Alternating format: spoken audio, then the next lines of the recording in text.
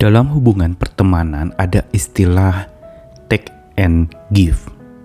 Apa artinya? Apakah take and give itu berarti seseorang harus mengambil sesuatu dulu baru dia bisa memberikan? Padahal bukankah kita diajarkan untuk memberi terlebih dahulu, maka kita baru dapat mengambil sesuatu dari apa yang kita beri itu.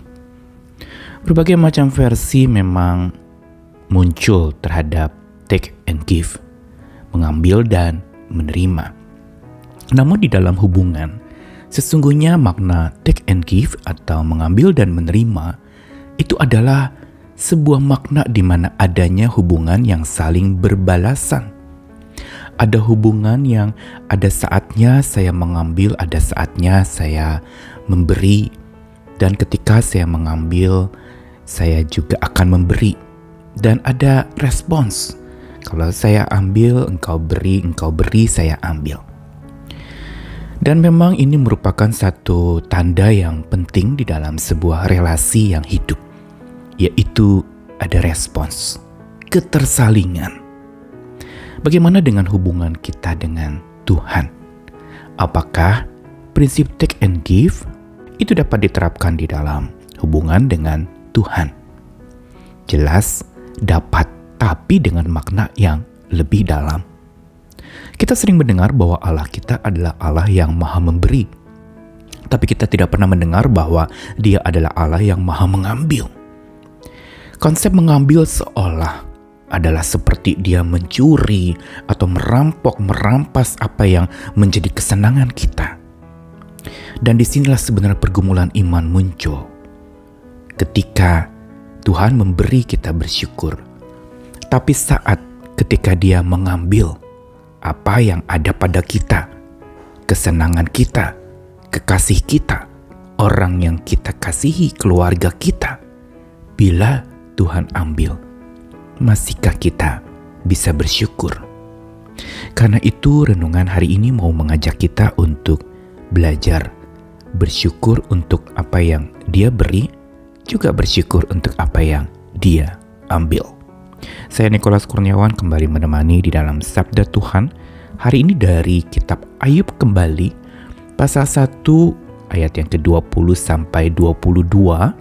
Sebuah peristiwa setelah Ayub mengalami petaka luar biasa dalam hidupnya, ketika habis-habisan hartanya ludes, begitu juga anak-anaknya binasa, dan dia terkena penyakit yang sangat mematikan.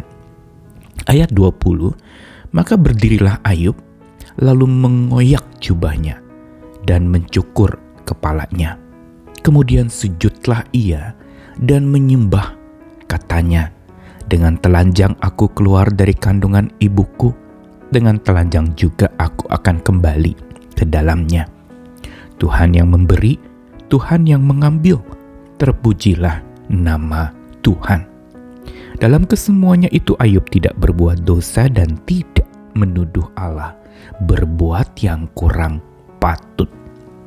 Apa yang dikutipkan di dalam Ayub pasal 1 ini, ayat 20 sampai 22, memberitahukan kepada kita tentang satu hal yang memang agak mencengangkan dengan ungkapan Ayub. Ketika dia mengatakan Tuhan yang memberi, Tuhan yang mengambil, terpujilah nama Tuhan, mungkin kita menafsirkannya seolah Ayub itu menuduh Tuhan mengambil segala hartanya, anak-anaknya, kesehatannya, sampai dia jatuh sakit parah. Namun di dalam ayat 22 tadi dijelaskan bahwa apa yang Ayub katakan itu sebenarnya bukan sebuah tuduhan kepada Allah. Menganggap Allah kurang patut, menganggap Allah melakukan tindakan merampok apa yang menjadi miliknya. Dan ini makin dijelaskan lagi ketika kalimat sebelum Ayub berbicara Tuhan yang memberi, Tuhan yang mengambil, terpujilah nama Tuhan. Ada sebuah kalimat agung justru dari mulut Ayub saat dia menderita. Ketika dia mengoyak jubahnya, tanda perkabungan yang begitu mendalam, mencukur kepalanya, tanda habis-habisan dia berduka cita dan sengsara, maka dia sujud dan menyembah. Berarti ungkapan Tuhan yang memberi, Tuhan yang mengambil, terpujilah nama Tuhan ini bukan sebuah tuduhan. tapi sebuah kebersujudan, takluk, dan tunduk kepada kedaulatan Tuhan, bahkan dengan sikap yang menyembah kepada Tuhan. Dan bukan itu saja, ketika Ayub mengatakan Tuhan yang memberi, Tuhan yang mengambil, terpujilah nama Tuhan, juga diikuti dengan sebuah pemahaman iman bahwa Ayub sadar hidupnya itu bukan apa-apa dan tidak punya apa-apa ketika datang ke dalam dunia ini. Dengan telanjang aku keluar dari kandungan ibuku, dengan telanjang juga aku akan kembali ke dalamnya. Berarti Ayub menyadari akan segala apa yang ada padanya itu bukan miliknya. Segala apa yang ada padanya adalah milik Tuhan. Begitu pula apa yang terjadi menimpa Ayub, dia imani dan amini sebagai bagian dari kedaulatan Tuhan yang melakukan sebuah tindakan yang memang dia sulit terima, dia sulit pahami, tetapi dia mengakui akan kedaulatan Tuhan yang Maha Kasih itu. Tuhanlah yang berwenang atas segala hidupnya, termasuk peristiwa yang dia hadapi, yang memilukan hatinya, yang menyengsarakan hidupnya. Dia tetap mengakui itu semua ada dalam kendali Tuhan. Dan bila Tuhan yang berdaulat untuk melakukannya, justru ini memberikan ketenangan, karena yang lakukan itu adalah Tuhan yang Maha Kasih, yang dia kenal, yang kepadanya dia berserah dan menyembah, dan yang kepadanya dia hidup saleh dan beribadah. Berarti Ayub sesungguhnya di dalam masa penderitaannya itu, dalam benaknya terkandung sebuah pemahaman iman yang begitu dalam tentang kedaulatan Tuhan atas apa yang Tuhan beri, begitu pula atas apa yang Tuhan ambil. Dan kalimat agung dari Ayub dituliskan dengan terpujilah nama Tuhan. Ada syukur di sana. Ada puji-pujian tetap kepada Tuhan sekalipun dia sedang mengalami ujian yang maha berat dan tidak mudah dia tanggung. Dia justru sedang didewasakan oleh Tuhan untuk memahami bahwa Tuhan bukan saja bisa memberi dan maha memberi, tapi Tuhan juga bisa mengambil bila memang kedaulatannya itu mau dinyatakan lewat apa yang Tuhan ambil. Tuhan ingin justru memberikan sesuatu yang lebih dari yang dia ambil. Dan disinilah kebesaran iman Ayub.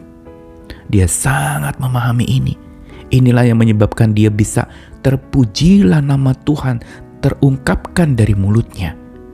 Walaupun dia sadar ada yang diambil oleh Tuhan, tapi dia tidak menyalahkan Tuhan. Dia tunduk kepada Tuhan. Dia tidak menuduh Tuhan, tetapi dia teguh di hadapan Tuhan. Kita lihat betapa luar biasanya Ayub. Apa yang diajarkan lewat kisah ini. Tuhan ingin kita belajar bersyukur secara utuh, lengkap, dalam tentang Tuhan kita. Bahwa bila kita mengalami pemberian yang luar biasa dari Tuhan, bersyukurlah, dan itu memang hal biasa. Tapi bila kita mengalami segala sesuatu tampak gelap karena kita mengalami ada yang diambil dari hidup kita, atau ada seseorang yang diambil dari hidup kita yang sebenarnya kita ingin pertahankan untuk dia selalu bersama dengan kita, ingat, kalau Tuhan yang melakukannya, kita harusnya lega. Karena yang melakukan pemberian itu dan melakukan pengambilan itu adalah Tuhan Maha Kasih. Karena itu bersyukurlah. Karena itu tetaplah memuji nama Tuhan. Walaupun ada air mata dan duka cita karena kita mengalami hidup kita atau kesenangan kita atau apa yang kita inginkan itu diambil. Mari kita belajar bersyukur untuk apa yang Dia beri, tapi juga untuk apa yang Dia ambil. Selamat makin beriman lagi, makin teguh lagi, makin kokoh lagi, dan makin bersyukur lagi.